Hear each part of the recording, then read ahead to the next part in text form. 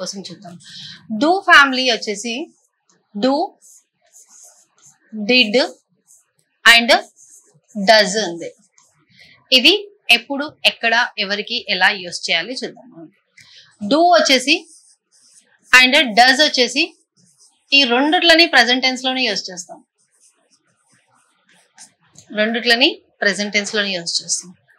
అదే డిడ్ ఉందనుకోండి past tense లో యూస్ చేస్తాం.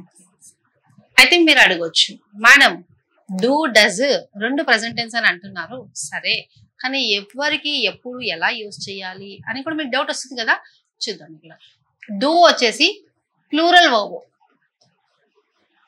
ప్లూరల్ వర్బ్ ఎవరెవరికి తీసుకుంటాము డూని? I, you, we, they. Plural. ఇంతకు ముందుకు మనం అనుకున్నామా ఒకరికన్నా ఎక్కువ ఉండే వీఆర్ స్పీకింగ్. చాలా మంది ఉంటే, మేము ఒక 10 మంది ఉంటే మేము వీఆర్ స్పీకింగ్. 10 మంది అని కాదు, ఒకటి కన్నా ఎక్కువ ఉంటాయి. ఇంకొకరు ఉన్నా కూడా, ఇప్పుడు నేనున్నాను, నా పక్కన ఇంకొకరు ఉన్నారు అనుకోండి, వీఆర్ స్పీకింగ్ అంటాను. మోర్ దెన్ 1 ఉంటే వి, ప్లూరల్ అయిపోతుంది. మళ్ళీ మేడం ఐ ఎందుకు ప్లూరల్? ఐ ఒక్కలే కదా అని మీరు అడగచ్చు. ఐ ఒక్కలే, కాకపోతే ఐ ఫస్ట్ పర్సన్ కాబట్టి దాన్ని ప్లూరల్ గా కన్సిడర్ చేస్తాం. ఐ ప్లూరల్ గా కన్సిడర్ చేసి ప్లూరల్ వర్బ్ ని పెడతాం. రైట్. నెక్స్ట్ డజ్ ఎవరికి పెట్టాలి? డజ్ ఎవరికి పెట్టాలంటే హీ.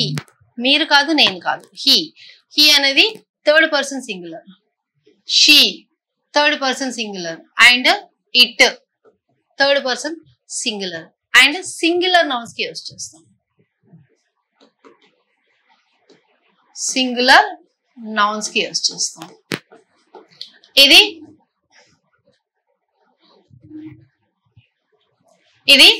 ప్లూరల్ నౌన్స్ కి యూస్ చేస్తాం. సింగులర్ నౌన్ అంటే ఏంటి మేడం అంటారా? సింగులర్ నౌన్ అనుకోండి, ఇప్పుడు ఓన్లీ రామ్. ఇక్కడ ప్లూరల్ నౌన్ అంటే Ram and Shyam.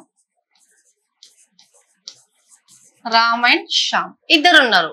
Ram and Shyam are going to market, going to the market. Ram, only Ram ఒక్కడే. రైట్. సో ఈ డిడ్ వచ్చేసి పాస్ట్ టెన్స్ లో యూస్ చేస్తాము. బట్ పాస్ట్ టెన్స్ లో ఎవరికి మేడం? ఫస్ట్ పర్సన్ కా, సెకండ్ పర్సన్ కా, థర్డ్ పర్సన్ కా అని మీరు అడిగితే ఇది అందరికీ యూస్ చేస్తాం. For all. బట్ కాకపోతే పాస్ట్ టెన్స్ లో యూస్ చేస్తాం. అందరికీ యూస్ చేస్తాం, కాకపోతే పాస్ట్ టెన్స్ లో యూస్ చేస్తాం.